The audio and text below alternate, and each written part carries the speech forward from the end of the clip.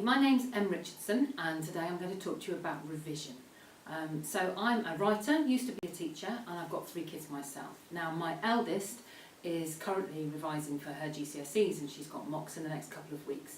And it got me thinking about what you're told about revision when you're a teenager. And you're told you've got to do it, but quite often you're not really told what to do.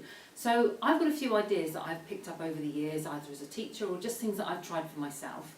And I thought I'd commit those to film for you, just so that you've got some ideas of where to start or ways to extend what you do already.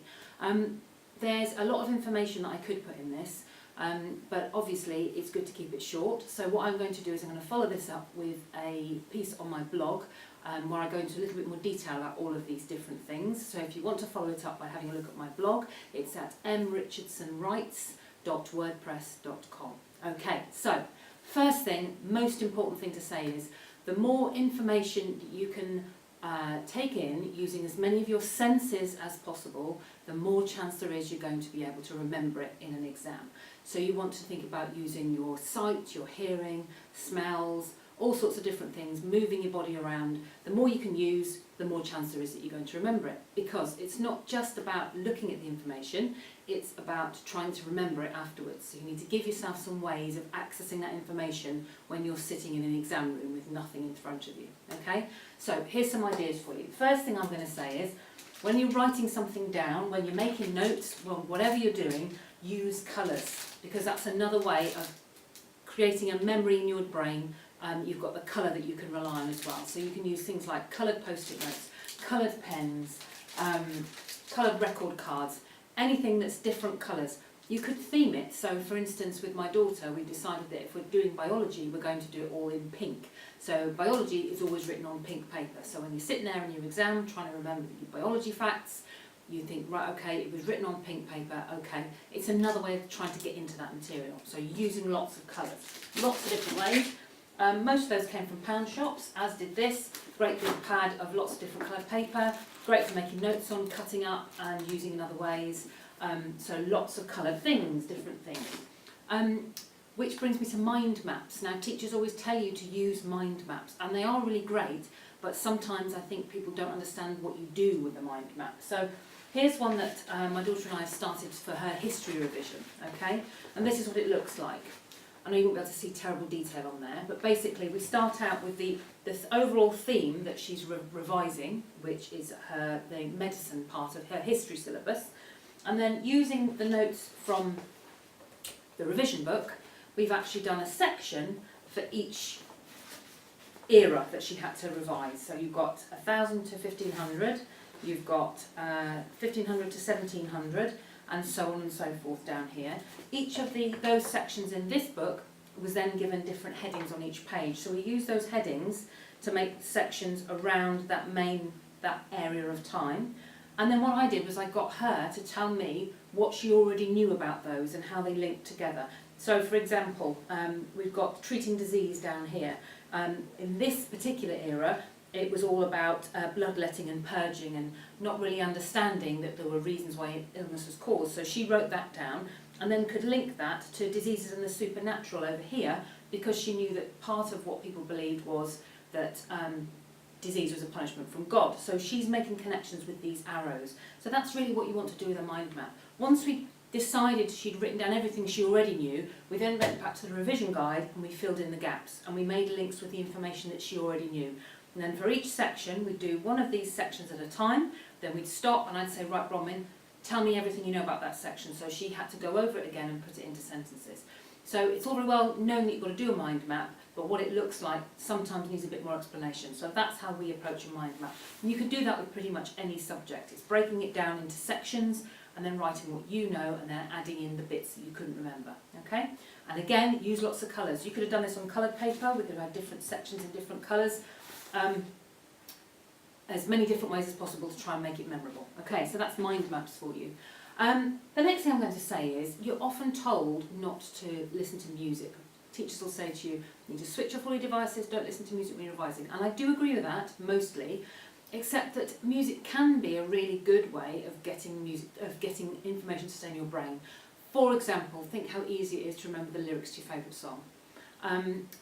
it was also worth having a little look online. If you Google Daniel Radcliffe and the periodic table, he was on a chat show and he could actually recite the whole of the periodic table, and it was to a tune. It was the tune of a musical theatre song, but he went through the whole periodic table and could remember the whole thing. Now, it's no coincidence that he used music to help him do that. So one way that you could do that is, there are a whole, if this might appeal to you, it might not, there are a whole load of free beats that you can get on YouTube.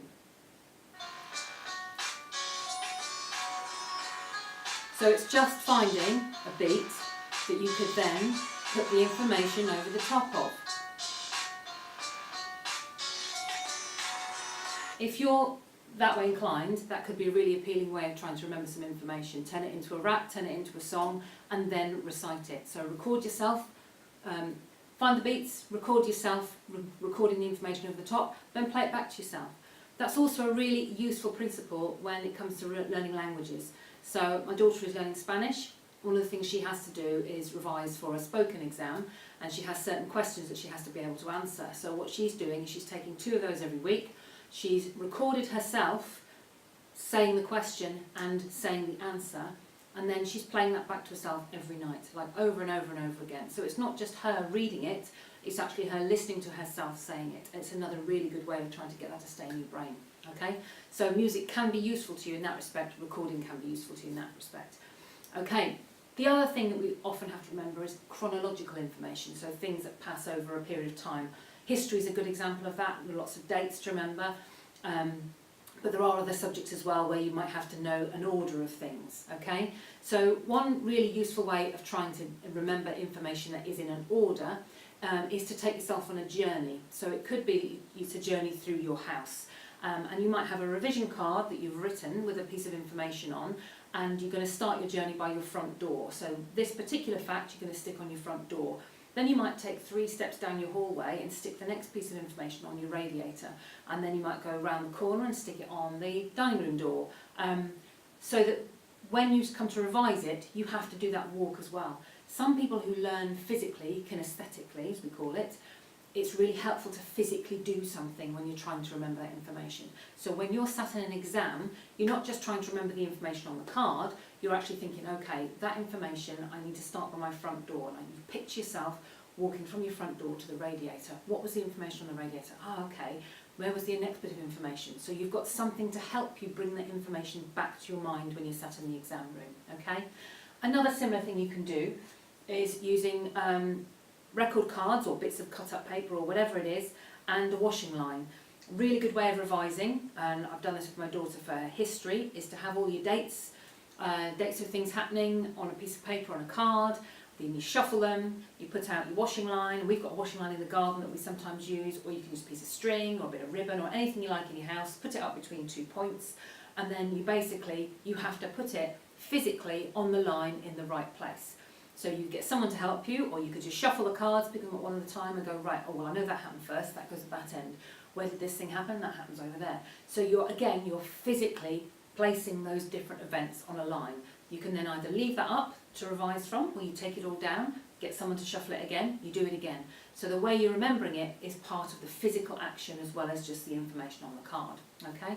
Another way of doing the same sort of thing, if you live in a house with stairs, is to do the series of information starting on the bottom step. So you have your first bit of information on your bottom step, the next bit of information on the next step. So as you're revising it, you're not just reading the card, you're actually walking up the stairs.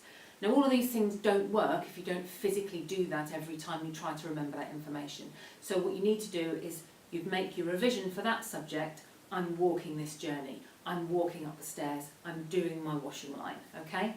And that again will give you another way of remembering that information when you get into an exam situation, okay? One of the last few things I'm going to say is that using your walls to stick things up is also really useful. If you can group things in areas, that's also really useful. When you've got loads of subjects to revise, it's quite hard to have enough space.